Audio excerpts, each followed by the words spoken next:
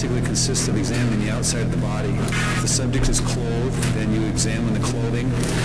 Since this is a homicide victim, the clothing will be important.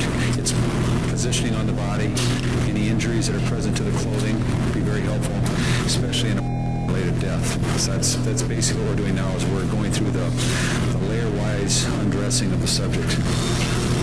Underneath Roman numeral 2, clothing, first paragraph, the body is initially viewed as received from the scene of death in a black body transport bag, period. The subject is dressed in multiple articles of clothing, including a waist-length green leather jacket that is unzipped and on the body in the normal wearing fashion, period. This is a small shard of glass found in the jacket sleeve that may be of importance to the police when they're trying to reconstruct what happened.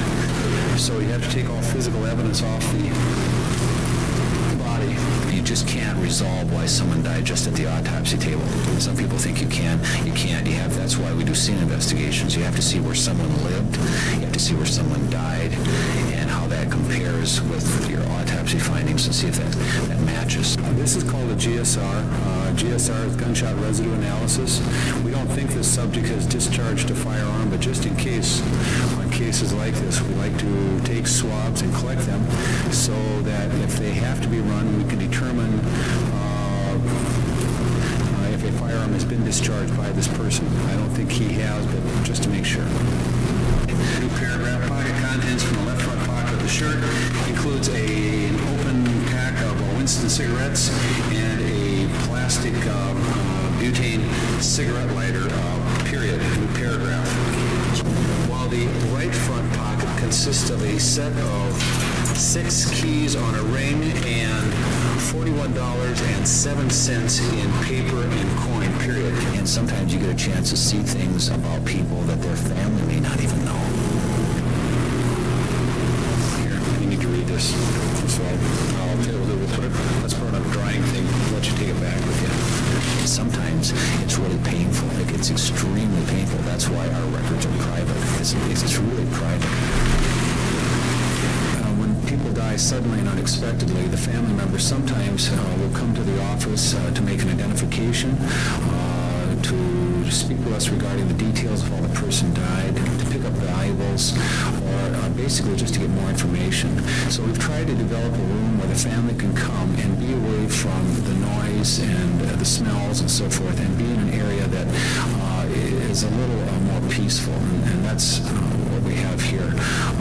And family members can sit in here and talk with staff and basically find out what happened.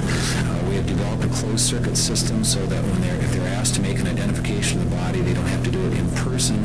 They can do it over closed-circuit television. It makes it a little easier for them than having to go back into a morgue and go into an area that's kind of dark and disturbing.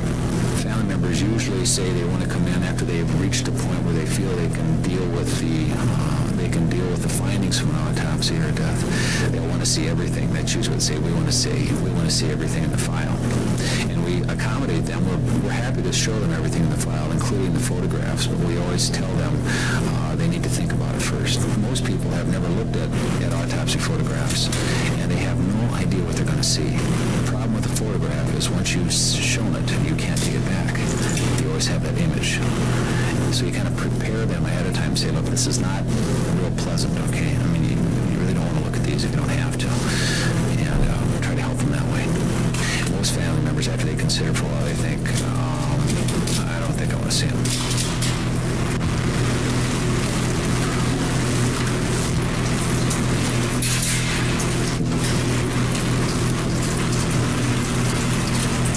Okay, give us an update on what you're doing now. What we're doing now is the body's been undressed and the clothing has been described, and now what we're going to do is we're going to clean the body off, and we're going to complete the external exam by describing what the outside of the body looks like and any wounds that are present. I autopsy people who get up in the morning just like me, and they get in their car, and when they leave the house in the morning, their wife expects them to come home at 4 o'clock tonight for supper. They don't come home. They get as far as if we're in their dead. They died in a car accident. You can't work in a situation like this, in an office like this, with this kind of sadness and this kind of death, and just have the feeling like, well, que sera, sera, and whatever will be, will be. And after I'm dead. You know, if you had that kind of, you may be able to have that kind of view of life and do certain kinds of work, but not in the morgue. Someone asked me one time if it was necessary to be a Christian to be a medical examiner. No, it is not, but it sure helps a lot. And the reason it helps a lot is because you're dealing with dead people all day. You have to understand that there is more to your life than just the life that we have right now living on this earth, that you will have another life after you die. Otherwise, this job would be unbearable. Unbearable. And I probably would not be doing it. This wound lies at a point whose center is 2.5 centimeters to the left of the mid-sagittal line, at the level of the nipples, and 56.5 inches cephalad to the plantar surfaces of the feet, period. What can you tell us so far about the gunshot wound?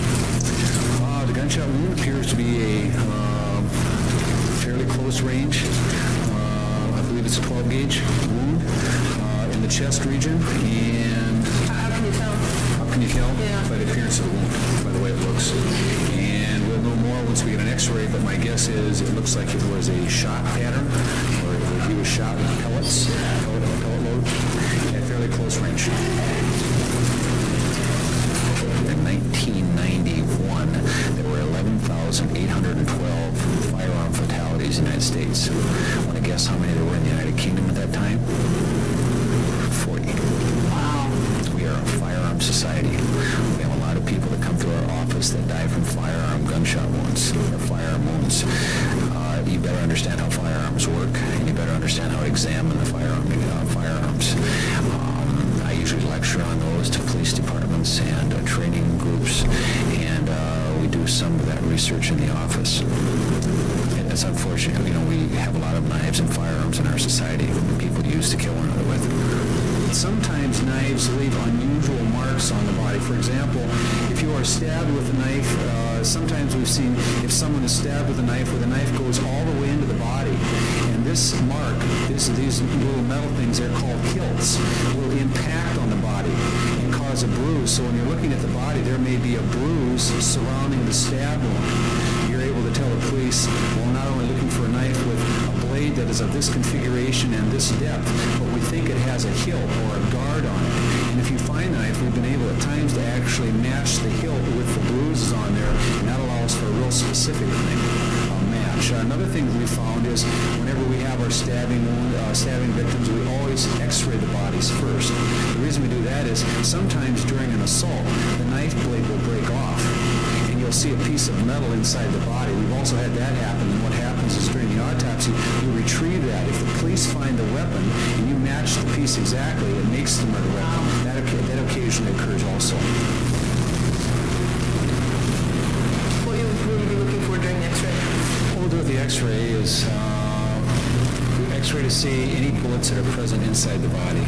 So this would be the chest cavity, this would be the abdominal cavity, and all these small radiodense or white dots that are showing up throughout the chest are the pellets. Once the shotgun load or the shotgun round has struck the body, it has spread out throughout the body, and this is really a fairly characteristic appearance of what a body looks like after it's been struck with a shotgun round containing pellets.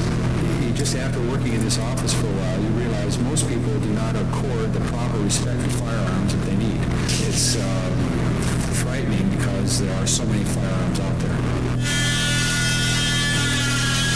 This is called the internal exam, and we've opened the body up, and we're going to be examining the internal organs of the thorax, heart and lungs, as well as the abdominal organs.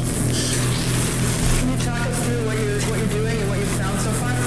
Yeah, you really want to know? I don't know, do I? I don't think so.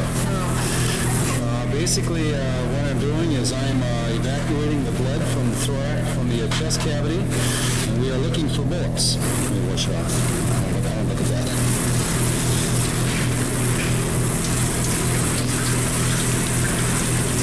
Case title, examination due to gunshot wound to chest. Number of photos, 48, X-ray 1. A GSR kit is collected but not sent. That's the end of this dictation on this case.